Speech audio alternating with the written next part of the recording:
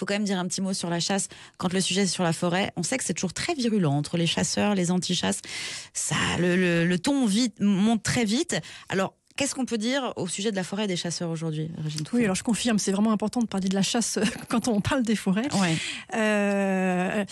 Ce qu'il nous faut pour renouveler les forêts, pour faire les forêts de demain, c'est un équilibre entre les populations, les animaux, le gibier, les cerfs, les biches, les chevreuils, les sangliers, ce qu'on appelle les ongulés sauvages, et la végétation, la forêt, nos plants de chênes, de sapins, nos semis naturels de chênes, etc.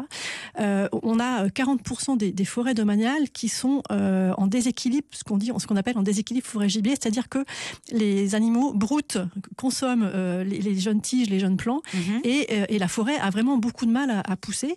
Et parfois, en fait, ces animaux mangent des essences qui pourraient être bien vis-à-vis du changement climatique demain, et du coup, ces essences-là sont mangées, donc ne se développent pas. Les autres qui sont là, comme le hêtre, dans des situations où il sera un peu en inconfort par rapport au changement climatique, poussent alors que d'autres essences auraient pu pousser. Donc du coup, c'est vraiment un vrai problème pour adapter la forêt au climat de demain. Et donc il faut les réguler, ces populations d'ongulés, d'où la chasse et d'où des plans de chasse dans les forêts pour trouver un équilibre en fait entre la forêt et les animaux. Donc vous êtes en train de dire s'il n'y avait pas de chasseurs du tout, du coup la forêt partirait dans tous les sens. S'il n'y avait pas de chasseurs du tout, on aurait un état boisé, on aurait des essences. Pas une bonne chose.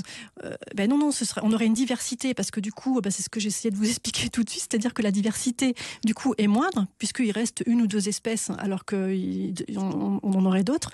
Donc, et pourtant, diversité égale adaptation des forêts au changement climatique. Donc, c'est vraiment un enjeu pour nous de faire en sorte qu'on veut des animaux, parce que c'est aussi pour l'accueil du public. Enfin, on est tous contents. Moi, j'ai passé des soirées à écouter le brame quand j'étais sur le terrain. Je me suis levée tôt le matin, aller voir des chevreuils. Enfin, j'ai passé des moments fabuleux comme ça en forêt.